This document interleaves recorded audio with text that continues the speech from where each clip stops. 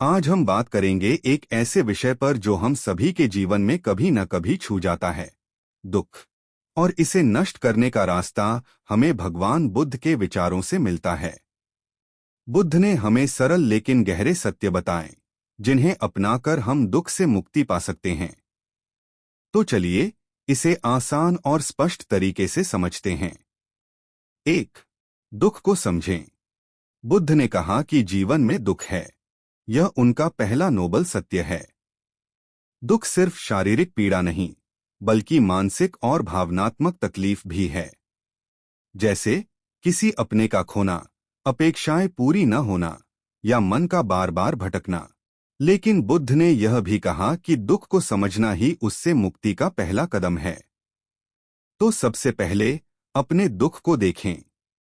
पूछें, ये दुख क्यों है? क्या मैं किसी चीज से बहुत चिपक गया हूं?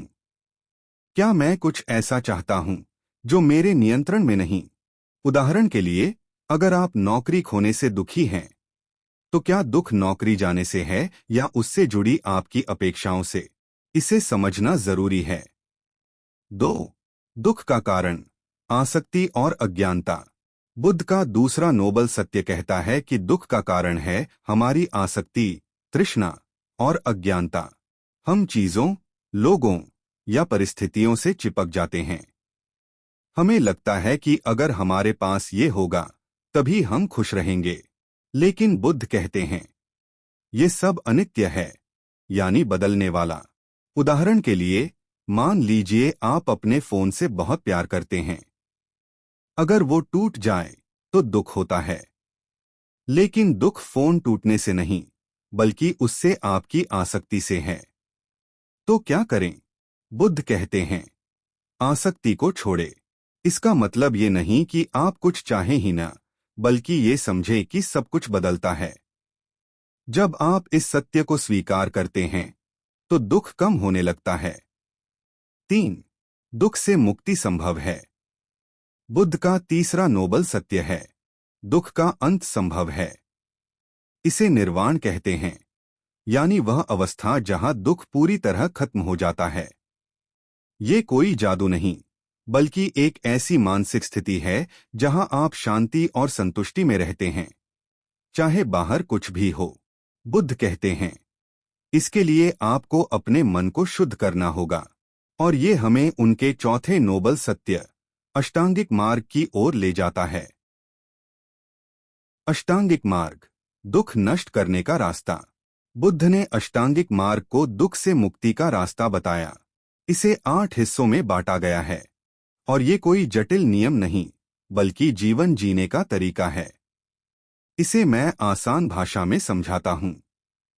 सही दृष्टिकोण, दुनिया को सही नजरिए से देखें। समझें कि सब अनित्य है। चीजें आती जाती हैं, उनसे चिपकने की जरूरत नहीं। सही संकल्प, अपने मन में अच्छे विचार रखें। दूसरों के लिए करुणा, प्रेम और त्याग का भाव लाएं। सही वाणी, सच बोलें, लेकिन प्यार और दया के साथ। ऐसी बात न कहें जो किसी को ठेस पहुंचाए। सही कर्म, अपने काम में ईमानदारी और नैतिकता रखें। ऐसा कुछ न करें जो आपको या दूसरों को नुकसान पहुंचाए। सही आजीविका, ऐसी आजीविका चुनें जो दूसरों को हानि न पहुंचाए। सही प्रयास, अपने मन को अच्छे विचारों की ओर ले जाएं। नकारात्मकता को दूर करने की कोशिश करें। सही स्मृति, माइंडफुलनेस, हर पल में जागरूक रहें। अपने विचारों, भावनाओं और कर्मों पर ध्यान दें। सही समाधि, ध्यान करें। अपने मन को शांत और एकाग्र करें। इन 8 रास्तों को अपनाने से आप धीरे धीरे दुख से मुक्त हो सकते हैं। उदाहरण के लिए, अगर आप रोज 10 मिनट भी ध्यान करें, अपने सांसों पर ध्यान दें, तो आपका मन शांत होने लगेगा। आप छोटी छोटी बातों से परेशान होना बंद कर देंगे। करुणा और प्रज्ञा, दुख को खत्म करने की चाबी। बुद्ध कहते थे कि करुणा, दूसरों के लिए दया, और प्रज्ञा, सच्चाई को समझने की बुद्धि, दुख को नष्ट करने की 2 बड़ी ताकतें हैं। जब आप दूसरों के दुख को समझते हैं और उनकी मदद करते हैं, तो आपका अपना दुख भी कम होता है। और जब आप सच्चाई जैसे अनित्यता और आसक्ति के बारे में समझते हैं तो आपका मन आजाद हो जाता है। रोजमर्रा में इसे कैसे अपनाएं? माइंडफुलनेस का अभ्यास। हर दिन कुछ पल रुकें, अपने विचारों को देखें बिना जज किए, आसक्ति छोड़े। अगर कोई चीज आपको परेशान कर रही है तो पूछें, क्या मैं इसे पकड़े हुए हूं? क्या मैं इसे छोड़ सकता हूं? ध्यान करें। रोज 5 से 10 मिनट शांत बैठें, सांसों पर ध्यान दें, दूसरों की मदद करें। छोटी छोटी चीजें जैसे किसी की सुनना या मदद करना आपके मन को शांति देगा। खुद को माफ करें।